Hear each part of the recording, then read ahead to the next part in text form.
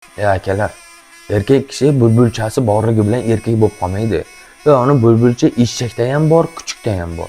Kuniga kamida 30 dan ziyod ayol menga izillab yig'lab murojaat qiladi. Muzaffar, shar'iy nikohda edik, qonuniy qilamiz deb allab tashlab ketdi, qiladigan ishini qildi, 2-3 oy yashadik, qo'pol bo'lsam kurgli sudga keldi, tagi oqshom bilan tindirmay gazimni berib tashlab ketdi. Endi nima qilay? Jinoiy javobgarlikka tortsak bo'ladimi? Javob bersin, qamatib bering deb murojaat qiladi.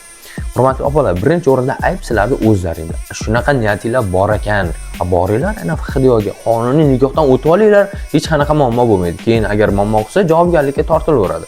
Bunaqa holatda javobgarlikka tortib bo'lmaydi, asos bo'lmaydi bu narsalar. Aldaganlik holati bo'lishi mumkin, lekin jinoiy javobgarlikka tortish uchun asos bo'lmaydi. Hattoki ma'muriy huquqbuzarlik ham deb topilmaydi bu narsa. Sizni majburlagan bo'lsa, endi boshqa tema bo'ladi.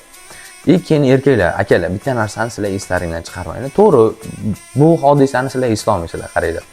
Onalaring sizlarni azob yeb 206 ta suyagi sinib tug'gan paytda doktor sizni shuni qo'liga olib, shuni bulbulchasiga qarab, "O'g'il ekan" deganda, pastda qarab kutib turgan dadangizga derazani ochib, "Aka, o'g'illi bo'ldingiz" deb doya baqirgan.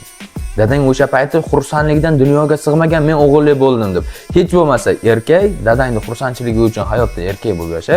Kuting yetmasa bunaqa ishlarni qilma, nima qilasan qilib. Shar'iy nikohda islomni niqob qilib olib, o'zingni shahvoniy, hayvoniy bir hirslaringni qondirish uchun, jinsiy ehtiyojingni qondirish uchun boshqa bir ayollardan foydalanma. Ertaga seni ham onangdan, seni ham opangdan, seni ham singlingdan kimdir shundan foydalanishi mumkin. Erkak bo'lib tug'ildingmi? Erkak bo'lib yasha. Erkak bo'lib tug'ilish boshqa ekan, erkak bo'lib yashash boshqa ekan. Mana shunaqa chala erkaklarga mana shu videoni yuborib qo'yinglar.